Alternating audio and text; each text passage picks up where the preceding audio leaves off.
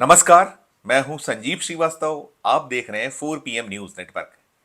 Bharatiya Janata party द्वारा की जाने वाली समाज के बंटवारे की राजनीति थमने का नाम नहीं ले रही है। हिंदू मुस्लिम के बीच कैसे नफरत या खाई पैदा की जाए या हिंदू और अल्पसंख्यकों को कैसे बांटा जाए, यह सिलसिला थम नहीं रहा है। ध्यान होगा दर्शकों आपको कि भी हाल ही में पश्चिम बंगाल में भारतीय जनता पार्टी के वरिष्ठ नेता शुभेंदु अधिकारी ने क्या कहा था।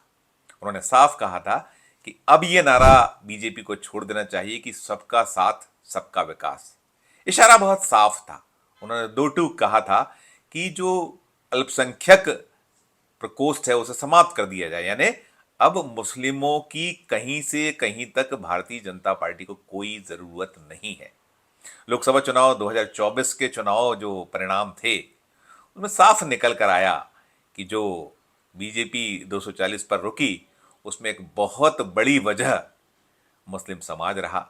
दरअसल पूरा जो लोकसभा का चुनाव था, उस लोकसभा 2024 के चुनाव में प्रधानमंत्री नरेंद्र मोदी बंटवारे की राजनीति करते रहे। उसके पहले जब 2023 में 5 राज्यों के विधानसभा चुनाव हुए, मध्य प्रदेश, राजस्थान और छत्तीसगढ़ सहित, तब भी प्रधानमंत्री मंचों से साफ कहते थे, साफ उनका जो इशारा होता था कि मुस्लिम समाज की जो शैली है, रवैया है, तरीका है, वो भारतीय जनता पार्टी पसंद नहीं करती है। ध्यान कीजिएगा वो राजनीति की, वो कपड़ों के रंग से पहचान लिया करता हूँ। याद कीजिए कि भैंस खोल कर ले जाएंगे, मंगलसूत्र छीन लिया जाएगा, ऐसे बहुत तमाम बयान प्रधानमंत्री नरेंद्र मोदी की ओर से आए और उसके परिणाम 2024 लोकसभा चुनाव में बहुत साफ परिलक्षित हुए, क्योंकि उनके प्रतिद्वंदी राहुल गांधी ने एक बीड़ा उठाया कि वे मोहब्बत की दुकान चलाएंगे, तो इधर नफरत की दुकान चल रही थी। और नफरत और मोहब्बत की जो बीच की जंग थी, उस जंग में कहीं ना कहीं नफरत परास्त होते दिखी। लेकिन बीजेपी या उसके अनुषांगिक संगठन जो उनका एजेंडा है, उसमें अवसर मिलते ही जुट जाते हैं, जुटे रहते हैं, स्ट्रोक लगा दिया करते हैं। तो वैसा ही कुछ शुभेंदु अधिकारी ने किया था और अब मध्य प्रदेश से एक ऐसा ही सिलसिला निकलकर सामने आया जिसमें मध्य प्रदेश भारतीय जनता पार्टी के एक सीनियर लीडर, जिन्होंने अटल बिहारी वाजपेयी, लाल कृष्ण आडवाणी और ऐसे दिग्गज और धाकड़ नेताओं के साथ काम किया, भारतीय जनता पार्टी की जो स्थापना हुई उसके संस्थापक सदस्यों में शुमार रहे रघुनंदन शर्मा, वे अपने बयानों के लिए, अपनी बेबाकी के लिए ख्यात हैं। अपनी ही सरकार को घेरने का कोई अवसर छोड़ते नहीं है। राज्यसभा के वे सदस्य रह चुके हैं। मध्य प्रदेश भारतीय जनता पार्टी में कई अहम पदों पर रहे हैं। राष्ट्रीय जो इकाई बीजेपी की रही है उसमें उन्होंने बहुत सारे पदों का निर्वहन किया है। जनसंघ के दौर के वे नेता हैं। जनसंघ में भी उन्होंने कई अहम भूमिकाएं निभाई, कई महत्वपूर्ण दायित्व उनके पास रहे। और अब उन्होंने जो रघुनंदन शर्मा है, शुक्रवार को एक मध्य प्रदेश में बयान दिया जिसके बाद बवाल मचा हुआ है। दरअसल मध्य प्रदेश के मुख्यमंत्री मोहन यादव ने घोषणा की हुई है कि जो रक्षाबंधन का पर्व है उस पर 250 रुपये विशेष जो एक राशि है वो सभी लाडली बहनों को दी जाएगी। मध्य प्रदेश में 1 करोड़ के लगभग लाडली बहनें हैं, उससे कुछ ज़्यादा संख्या है और उन्हें मध्य प्रदेश की सरकार 1250 रुपया महीना एक अनुदान, एक सहायता राशि देती है, प्रदान करती है। और ये सिलसिला बीते 1 साल से चल रहा है। तत्कालीन मुख्यमंत्री जो थे शिवराज सिंह चौहान, पूर्व मुख्यमंत्री शिवराज सिंह चौहान, उन्होंने इस योजना को लॉन्च किया था और उसके बाद 1000 रुपये से ये सिलसिला शुरू हुआ था, फिर ये 1250 हुआ और उन्होंने तो घोषणा की थी कि 1250 के बाद 1500 करेंगे, 1750 करेंगे, 1750 के बाद इसको 2000, 2250, 2500, 2750 और 3000 तक ले जाएंगे। तो अभी वो मांग हो रही है। और साथ साथ शिवराज सिंह चौहान के मुख्यमंत्रित्व काल के दौर में ही मध्य प्रदेश में पहली बार रक्षाबंधन पर 250 रुपये की विशेष राशि दी गई थी। उसी का अनुसरण मध्य प्रदेश के मुख्यमंत्री मोहन यादव ने किया है। ये जो लाडली बहनें हैं मध्य प्रदेश में जो इस योजना का लाभ पा रही हैं, उन्हें 250 रुपये की राशि स्थानांतरित भी कर दी गई है।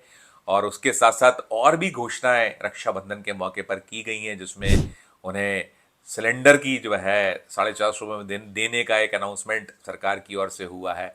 साथ साथ कुछ और भी ऐसी स्कीम्स, योजनाएं लागू की और साथ साथ मोहन यादव ने तो ये जो राशि 250 रुपये स्थानांतरित की है रक्षाबंधन पे, उन्होंने ये घोषणा भी की है कि ये जो 250 रुपये हर रक्षाबंधन पर सरकार देगी। जो 1250 रुपये अभी लाडली बहनों को मिल रहा है वो तो मिलेगा ही मिलेगा। वो राशि अब बहुत शीघ्र उनके खाते में जो तारीख होती है महीने के शुरुआती दौर में उस तारीख पर पहुंचेगी। लेकिन 1250 के साथ साथ 250 रुपये की विशेष राशि जो रक्षाबंधन पर्व मनाने के लिए देने का घोषणा जो सरकार की ओर से हुई थी उसका अनुसरण कर लिया गया। मोहन यादव की ओर से वो राशि एक क्लिक पर खाते में पहुंचा दी गई और साथ साथ घोषणा जैसे मैंने बताया की है कि ये अब प्रत्येक रक्षाबंधन पर दी जाएगी। लेकिन रघुनंदन शर्मा राज्यसभा के पूर्व सदस्य, भारतीय जनता पार्टी के वरिष्ठ नेता, जो अपने सरकार को कहीं ना कहीं बार बार कटघरे में खड़ा करते हैं, उन्होंने एक ऐसा बयान दे दिया है आज जिसके बाद ये जो पूरा का पूरा प्रयास था सरकार का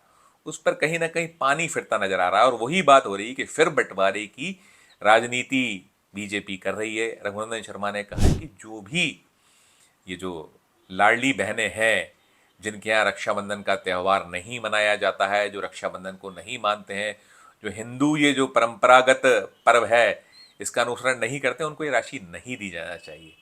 जो मध्य प्रदेश में 1 करोड़ से ज़्यादा बहनों को ये राशि मिल रही है उसमें बहुत बड़ी संख्या मुस्लिम, क्रिश्चियंस या ईसाई समुदाय या और भी ऐसे समुदाय हैं जो रक्षाबंधन के पर्व को नहीं मानते मनाते हैं। लेकिन किसको पैसा उसके खाते में आए अच्छा नहीं लगता है। सबको अच्छा लगता है कि कोई अतिरिक्त जो लाभ है, राशि है, स्वभाव है मनुष्य का कि उसे जब कोई ऐसा लाभ मिलता है और खासकर ये तो मुफ्त की एक रेवड़ी है जो सरकार सबको दे रही है, तो इसका बंटवारा अब इसके जो घोषणा मोहन यादव ने की थी, मध्य प्रदेश के मुख्यमंत्री उन्होंने ये राशि पहुंचाई। और जब इन मोहन यादव सरकार के फैसले के बाद रघुनंदन शर्मा जी की ओर से जो बयान आया है उसने एक बवाल खड़ा किया है। कहीं ना कहीं सरकार को घेरा जा रहा है, आरोप लगाए जा रहे हैं, ये कहा जा रहा है कि ये एक कैसी बंटवारे की राजनीति है, इसमें क्यों भेदभाव। ठीक है कि यदि वो त्यौहार नहीं मनाते हैं लेकिन इस तरीके से बांटना, हालांकि भी सरकार की ओर से जो बीजेपी संगठन है उसने इस रघुनंदन शर्मा जी के बयान से इत्तेफाक नहीं जताया है, कोई बयान नहीं आया है। लेकिन कांग्रेस ने निशाने पर लेना शुरू कर दिया है। कांग्रेस की ओर से बयान आया है कि ये भारतीय जनता पार्टी की जो मानसिकता है, जो बांटने की प्रवृत्ति है, जो समाज में विद्वेष फैलाने की एक उसकी शैली है, उसी का एक और उदाहरण है, एक नमूना है कि ये जो भारतीय जनता पार्टी या उसके जो मुखिया हैं, इस संगठन को चलाने वाले लोग हैं, देश के प्रधानमंत्री जो हैं नरेंद्र मोदी, अमित शाह, उनकी जो सोच है कुछ उसी का ये हिस्सा हम कह सकते हैं, मान सकते हैं, ऐसा कांग्रेस के लोग कह रहे हैं। और उनका आरोप यही है कि ये जो लाभ दिया जा रहा है ये कोई सरकार दे रही है तो एहसान नहीं कर रही है, ये एक इस योजना उसने जारी की है तो ये इसमें भेदभाव होना उचित नहीं। और इसमें सबसे खास ये कि जो सिलसिला मध्य प्रदेश ने शुरू किया था कई राज्यों ने इसका अनुसरण किया है। छत्तीसगढ़ राज्य में ऐसी ही योजना लागू हुई है और अभी और भी जो भाजपा शासित राज्य हैं उन्होंने इस सिलसिले को शुरू किया है। तो जब चल रहा है और इसमें ये जो बंटवारा किया जाना, बांटना, ये किसी भी सूरत में उचित नहीं है। इसे लेकर बार बार भारतीय जनता पार्टी, राष्ट्रीय स्वयंसेवक संघ और बाकी जो इस तरीके के संगठन हैं उसके जो सहयोगी बीजेपी के दल हैं या जो अनुषांगिक संगठन है उसे कटघरे में खड़ा करते हुए जमकर एक सरकार की जो कोशिश थी उस पे पानी फिरते फिरते दिखता हो ही रहा है। और साथ साथ सबको कटघरे में खड़ा करके आक्षेप लगाए जा रहे हैं, आरोप लगाए जा रहे हैं कि ये जो बीजेपी है, भारतीय जनता पार्टी है, उसकी जो मानसिकता है कि समाज को बांटो, फूट डालो, राज करो, ये इससे बाज आने वाली नहीं है। तो अभी जो मध्य प्रदेश में इस मसले पर रघुनंदन शर्मा के बयान के बाद जो रार छिड़ी है, तकरार जो चल रही है, ये अभी बहुत जल्दी थमने वाली नहीं है।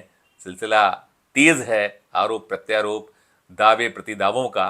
तो इससे जुड़ी जो भी खबरें और भी आगे होंगी हम अपने दर्शकों तक पहुंचाएंगे। लेकिन हाँ, हम कह सकते हैं शुभेंदु अधिकारी ने जो कहा था पश्चिम बंगाल में कि सबका साथ सबका विकास भारतीय जनता पार्टी को छोड़ देना चाहिए, बीजेपी को उसी का साथ देना चाहिए जो बीजेपी का साथ दे, तो वही कुछ एक इस बानगी, इस जो रघुनंदन शर्मा का बयान है उसे हम कह सकते हैं, मान सकते हैं। इस वीडियो में इतना ही। हम फिर किसी नए विषय, किसी नए वीडियो के साथ आपके समक्ष उपस्थित होंगे। हमारा अनुरोध कि हमारे चैनल को लाइक कीजिए, सब्सक्राइब कीजिए, और यदि आपने ज्वाइन का बटन नहीं दबाया तो ज्वाइन का बटन जरूर दबाइए। हमारे इस वीडियो के डिस्क्रिप्शन बॉक्स में जाकर ये कमेंट जरूर कीजिए कि वीडियो आपको कैसा लगा, ये खबर आपको कैसी लगी। प्यार और स्नेह बनाए रखिए और देखते रहिए 4 PM न्यूज़ नेटवर्क। धन्यवाद, नमस्कार।